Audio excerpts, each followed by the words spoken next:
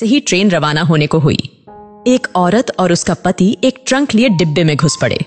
दरवाजे के पास ही औरत तो बैठ गई, पर आदमी चिंतातुर खड़ा था। जानता था कि उसके पास जनरल टिकट है और ये रिजर्वेशन डिब्बा है। टीसी को टिकट दिखाते उसने हाथ जोड़ दिए। ये जनरल टिकट है, अगले स्टेशन पर जनरल डिब्बे में चले जाना, वरना 800 की रसीद बनेगी, कह के टीसी आगे चला गया। पति पत्नी दोनों बेटी को पहला बेटा होने पर उसे देखने जा रहे थे।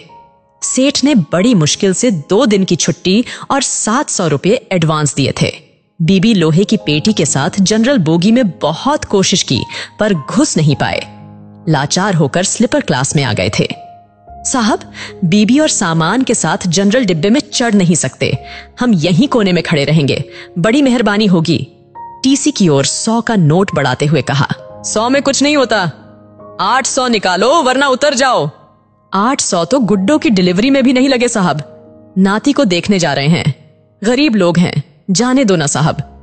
अब की बार पत्नी ने कहा। तो फिर ऐसा करो, 400 निकालो, एक की रसीद बना देता हूं, दोनों बैठे रहो। ये लो साहब, रसीद रहने दो। 200 रुपये बढ़ाते हुए आदमी बोला। नहीं नहीं, रसीद 2 बनानी ही पड़ेगी, ऊपर से आर्डर है, रसीद तो बनेगी ही। चलो जल्दी 400 निकालो, वरना स्टेशन आ रहा है, उतरकर जनरल बोगी में चले जाओ। इस बार कुछ डांटते हुए टीसी बोला। आदमी ने 400 रुपए ऐसे दिए मानो अपना कलेजा निकाल कर दे रहा हो। दोनों पति पत्नी उदास रुआं से ऐसे बैठे थे मानो नाती के पैदा होने पर नहीं उसके शोक में जा रहे हो। कैसे एडजस्ट करेंगे ये 400 रुपए? क्या वापसी की टिकट के लिए समद्धि से पैसे मांगना होगा? नहीं नहीं।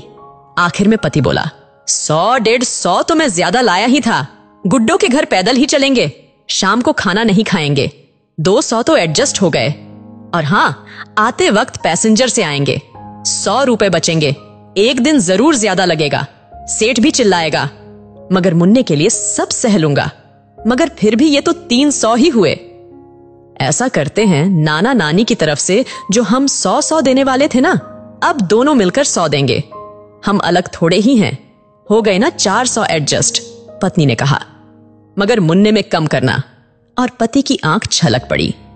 मन क्यों भारी करते हो जी, गुड्डो जब मुन्ना को लेकर घर आएंगी तब 200 ज्यादा दे देंगे। कहते हुए उसकी आंख भी छलक उठी, फिर आंख पोंछते हुए बोली, अगर मुझे कहीं मोदी जी मिले तो कहूंगी, इतने पैसों की बुलेट ट्रेन चलाने के बजाय इतने पैसों से हर ट्रेन में 4-4 जनरल बोगी लगा दो, जिससे ना तो हम जैसों को टिकट होते हुए भी जलील होना पड़ेगा और ना ही हमारे मुन्ने के 100 रुपये कम हो। उसकी आंख फिर छलक पड़ी। अरे पगली, हम गरीब आदमी हैं, हमें वोट देने का तो अधिकार है, पर सलाह देने का नहीं, रो मत। विनम्र प्रार्थना है, जो भी इस कहानी को पढ़ चुका है उसे इस घटना से शायद ही इत्तेफाक हो, पर अगर ये कहानी शेयर करे, कॉपी पेस्ट करे, पर रुकने ना दे, शायद रेल मंत्रालय जनरल बोगी की भी परिस्थितियों को समझ सके। उसमें सफर करने वाला एक गरीब तबका है जिसका शोषण चिरकालीन से होता आया है। एक कोशिश परिवर्तन की ओर।